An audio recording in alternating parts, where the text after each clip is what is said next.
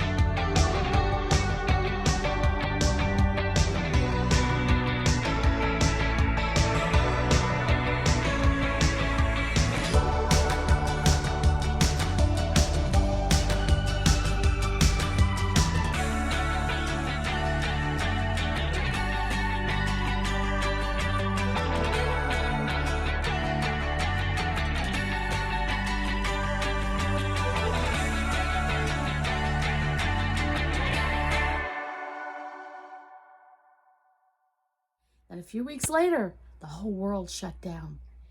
And everything we thought, everything we planned, everything we could anticipate, none of it came to pass. Or not, I wouldn't say none of it, but most of it. Our world changed. Everything we did changed. Where we could go changed. Who we could see changed. Our health changed. Our activities changed. Our plans changed.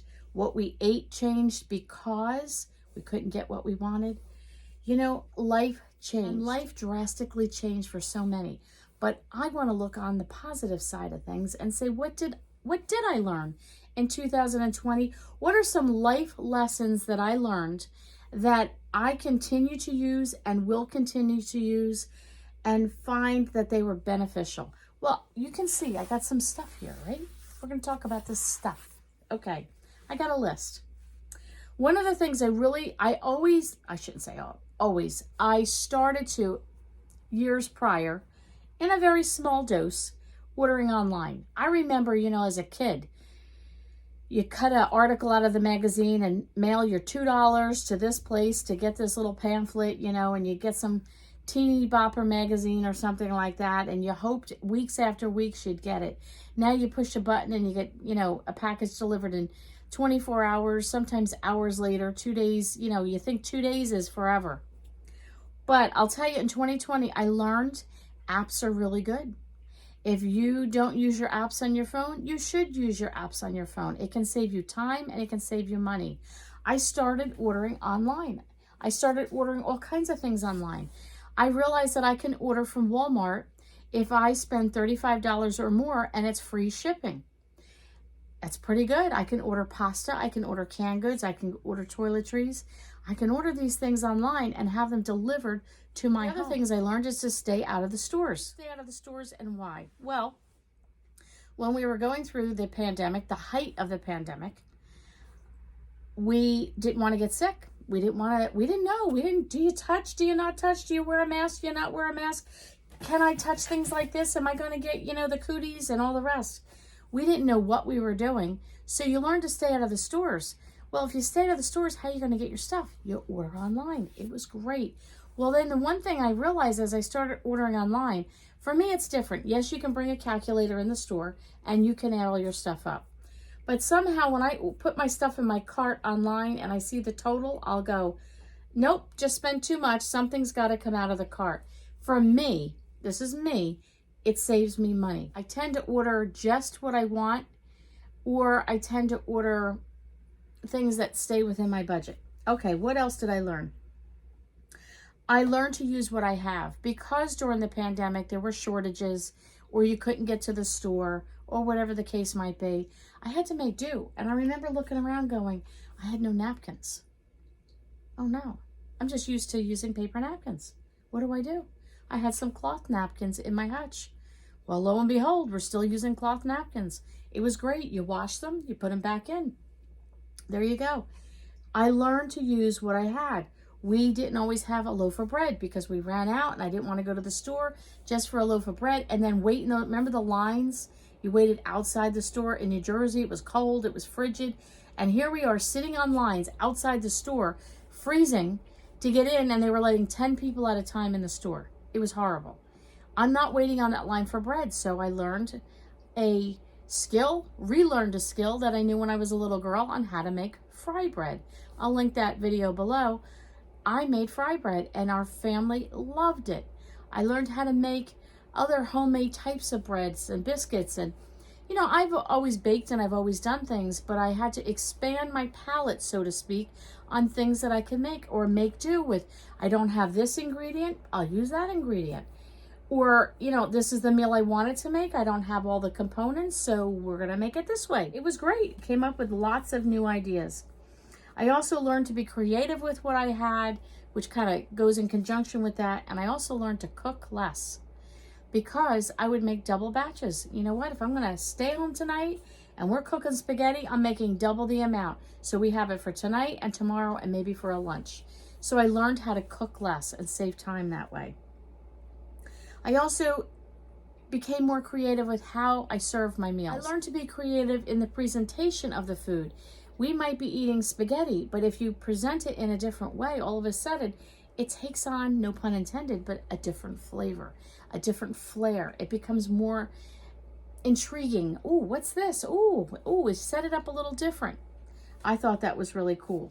I went back to some of my old family traditional things. We're putting a centerpiece on the table for dinner, putting a candle on, putting some background music on, maybe doing dinner in front of the TV and watch a family movie together as we ate, you know, some French bread pizza that we made homemade, or, you know, bringing back those family tradition, those family values. Now, again, you might not have, you know, kids at home. It might be you and your spouse, or you might be alone. That's okay. Who said you can't make French bread pizza as a family one and sit down and watch your favorite movie and sit on the rug and make it like a picnic? You know, be creative, make moments exciting, make moments fun, make moments memorable. One of the things I learned in 2020 is don't waste time. We watched loved ones pass away. We watched life race before us. How many of us went into 2020 and came out of it and went, whoop, what happened to that year? It flew just like that.